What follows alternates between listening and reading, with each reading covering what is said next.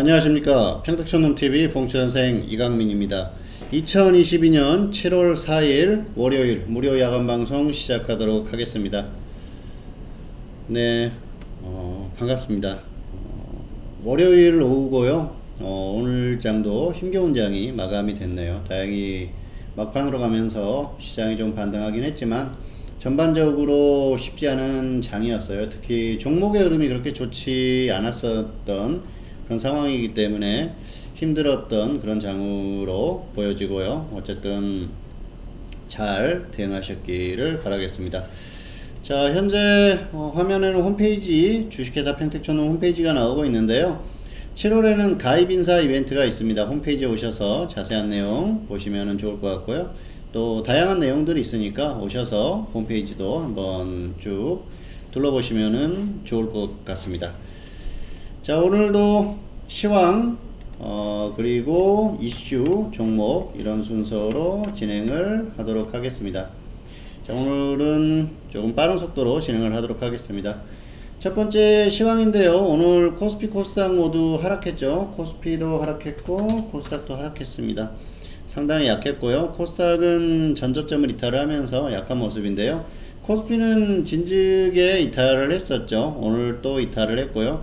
장중에는 2300선을 이탈을 했는데 장 막판으로 가면서 반등이 많이 나왔어요. 그러면서 2300에 마감을 했습니다. 그동안에 2300을 기준으로 보자 말씀을 드렸는데요. 종가상으로 회복을 해줘서 그나마 다행스러운 모습이라고 볼 수가 있을 것 같습니다. 오늘은 대형주들이 상당히 약했어요. 그래서 대형주 흐름이 좋지 못했는데, 자, 대형주가 0.07% 상승했죠. 그런데 좋지 못했다고 하는 게 뭐냐면은 삼성전자가 1.6% 상승했어요. 그러면 다른 대형주들은 거의 다 하락했다는 거거든요. 그래서 대형주가 좋지 못해서 오늘 지수 흐름이 강하지 못했었던 그런 모습이라고 보시면 될 것 같습니다. 덩달아서 뭐 개별주들도 따라갈 수밖에 없는 그런 상황이었었죠. 대형주의 약세는 결국은 다른 종목들도 또 지수도 이렇게 약하게 만들 수밖에 없는 그런 상황이라고 보시면 될 것 같습니다. 그리고 역시 시장의 하락의 원인은 미국 선물입니다. 해외 증시라고 보시면 될 것 같은데요. 미국 시장이 금요일에 상승했는데도 불구하고 오늘 한국 시장이 하락했던 건 미국 선물이 워낙 약했기 때문이에요. 오늘 장중에 1% 가까이 하락하면서 낙폭을 키웠었는데 장 후반으로 가면서 그나마 또 미국 선물이 반등을 해서 한국 시장도 약간 따라가는 그런 모습이 나왔다고 보시면 될 것 같습니다. 어쨌든 최근 흐름은 미국의 정규장보다 선물 흐름을 많이 따라가는 것 같아요. 그래서 장중에 미국 선물을 계속 관찰을 하시면서 대응을 하시면 좋을 것 같고요. 향후에도 참고를 하시면 좋을 것 같습니다. 자, 어쨌든 2300선을 지켰다. 그나마 다행이다. 그렇게 보시면 될 것 같고요. 지금은 시장을 예측하기가 힘듭니다. 지금은 일단 대응이 중요하고요. 2300선을 기준으로 대응을 하시면 될 것 같아요. 2300선을 지켜주면은 조금 더 적극적으로 대응을 해도 될 것 같고요. 그리고 2300선을 이탈해서 회복하지 못하면은 약간 보수적으로 보는 정도면 될 것 같습니다. 만약에 이번 주 수요일까지 점진적으로 조금씩이라도 반등이 나온다고 하면은 장 후반에 목요일 금요일은 급등이 나올 수도 있거든요. 그래서 기대를 해볼 수가 있는데 일단은 2300선을 지키면서 반등이 나오는 게 중요하기 때문에 잘 살펴보시고요. 수요일 정도까지 한 2350선 정도까지만 지켜주면은 뭐 목요일에는 400선을 훌쩍 돌파해 줄 수 있으니까요. 참고하시면은 좋을 것 같습니다. 자, 그래서 일단은 지금은 지수에 대해서 대응을 하자. 반등 가능성은 있지만은 2300선을 이탈을 했을 때는 조심하자. 이 정도로 마무리를 하도록 하겠습니다. 어쨌든 아직까지는 시장이 완전히 무너지지 않았고요. 그리고 특히 미국 시장이 반등을 하려고 하는 모습이 나오고 있기 때문에 여기서 미국만 반등을 더 해준다고 하면은 한국도 충분히 반등을 할 수 있다고 보고 있습니다. 그래서 약간의 긍정적인 그 예측이 더 크지만은 장담하기가 어렵기 때문에 역시 대응을 하자, 이 정도로 정리를 하도록 하겠습니다. 그리고 2300선이 지켜진다고 하면은 역시 지금은 단기적으로는 매수를 해볼 수 있는 기회로 볼 수가 있기 때문에 여기에서는 한번 종목을 매수해 볼 만한 기회예요. 그래서 손절가를 정확히 정해가지고 손절을 하더라도 매수는 한 번 정도 해보자, 이 정도로 정리를 하도록 하겠습니다. 자, 다음은 이슈 점검하도록 하겠습니다. 첫 번째로는 금리 이슈인데요. 금리는 한 번 더 0.75%를 인상할 수밖에 없죠. 물가가 워낙 가파르게 지금 상승하는 구간이기 때문에 그럴 수밖에 없고요. 그런데 경기 침체 우려가 있지 않습니까? 그래서 경기 침체 우려가 있기 때문에 계속 금리를 올리기는 어려워요. 적당한 선을 찾을 것으로 보이는데요. 우크라이나 전쟁이 중요하죠. 하반기에는 다만 금리나 이런 것들을 떠나서 역시 이제 지금 상반기가 끝나고 하반기지 않습니까? 하반기에는 기회가 시장에서 한번 있을 것 같아요. 그건 역시 우크라이나 전쟁이나 이런 여러 가지 복합적인 면들하고 어우러져 있는데, 중요한 포인트는 이겁니다. 금리를 계속 올릴 수는 없다는 겁니다. 물론 그 물가가 계속해서 10% 넘어가고 상승한다면 모르겠지만, 그렇지 않을 때는 역시 어느 수준이 되면은 물가가 좀 이제 다시 참 좋아지는 그런 모습이 보이면은 금리를 오히려 더 인하할 수 있는 그런 부분이 나오고요. 분명히 시장이 한번 강하게 탄력을 보일 만한 구간이 올 거예요. 그래서 이 7월부터는 면밀히 시장을 관찰을 하면서 한번 기회를 잘 포착을 해보시는 게 좋지 않을까 생각을 하고 있습니다. 자, 두 번째는 우크라이나 전쟁인데요. 결국은 우크라이나가 일정 부분을 포기를 해야 돼요. 그래야지 전쟁이 끝납니다. 계속해서 러시아에 대응한다는 건 결국은 zel렌스키 대통령의 욕심입니다. 본인의 어떤 정치적인 행보, 그리고 인기, 이런 것들을 위해서 지금 전쟁을 계속하는 거지, 나라를 위한 전쟁은 아닙니다. 그리고 나라를 위한 전쟁이라고 할 수도 있겠지만은 국민을 위한 전쟁은 아니에요. 왜냐하면은 국민들이 계속 죽어가고 있지 않습니까? 그러면은 이게 과연 국민들을 위하는 것인지 잘 생각을 해봐야겠죠. 전쟁을 일어나지 않게 하는 게 가장 좋았던 부분인데, 그 부분은 이미 전쟁이 일어났지 않습니까? 그래서 지금 할 수 있는 건 전쟁을 빨리 끝내야 되는데, 어느 정도 포기를 해야 돼요. 일정 부분의 돈바스 지역이라든지 이런 쪽에 영토를 포기한다든지, 러시아와 협상을 해야 되고, 또 나토 가입이라든지 이런 것들 절대 하지 않겠다는 약속을 해야겠죠. 그렇지만은 계속 젤렌스키는 그냥 벙커에 숨어가지고 입으로만 국민들을 선동을 하고 있지 않습니까? 그러다 보니까 계속해서 국민들은 죽어나가고 있는 상황인데요. 어쨌든 안타까워요. 이 전쟁도 분명히 끝나는 시기가 있을 겁니다. 머지않았던 생각을 하는데요.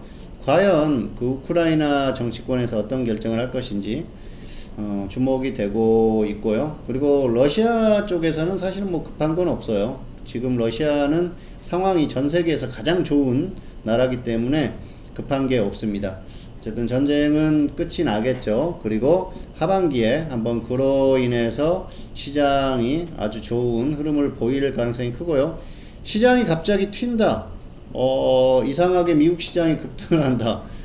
아무런 좋은 뉴스도 없었는데 그런 상황이 발생할 수도 있어요. 어쨌든 역시 시장의 부정적인 요인들은 대부분 나왔다. 그게 포인트고요. 가격 메리트도 발생을 했다. 그렇다고 하면은 사실 여기에서 좀 손실을 보더라도 한 번쯤 대응을 해볼 수 있는 구간이다. 그 정도로 정리가 될 것 같습니다.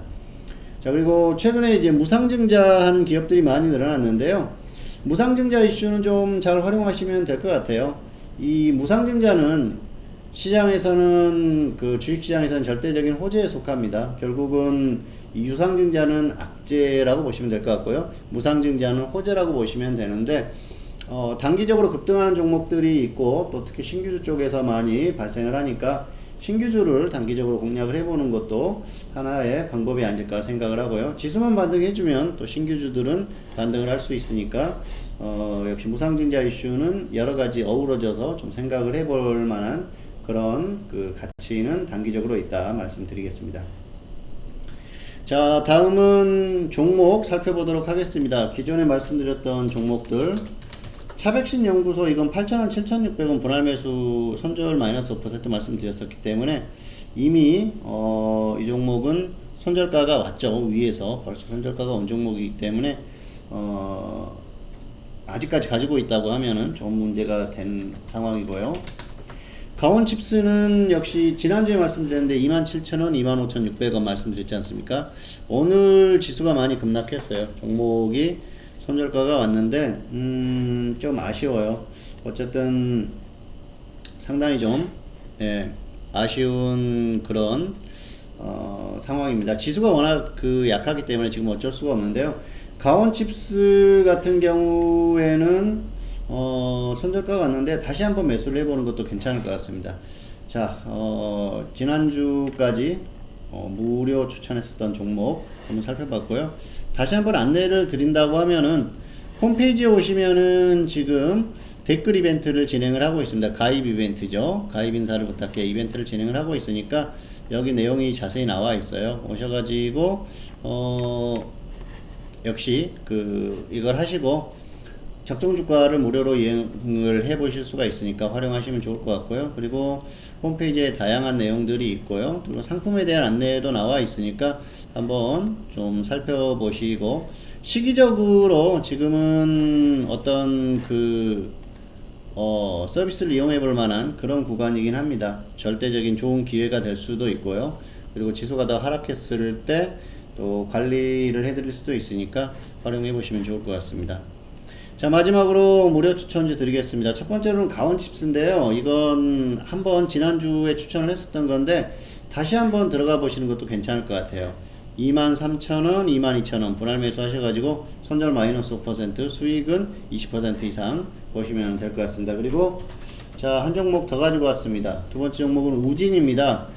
정부 정책주로 보시면 되는데요. 최근에 또 원전 관련주들이 움직임이 나왔었어요. 이 종목도 움직였기 때문에 지수만 괜찮으면 다시 갈 거예요. 이 종목은 좀 길게 넉넉하게 보시면 될 것 같은데요. 11,000원, 만원, 11,000원, 만원 분할 매수 하시고 손절 마이너스 10%, 뭐 더 하락하면 손절해야겠죠. 그리고 수익은 플러스 20% 이상 이렇게 넉넉한 기준으로 보시면 될 것 같습니다.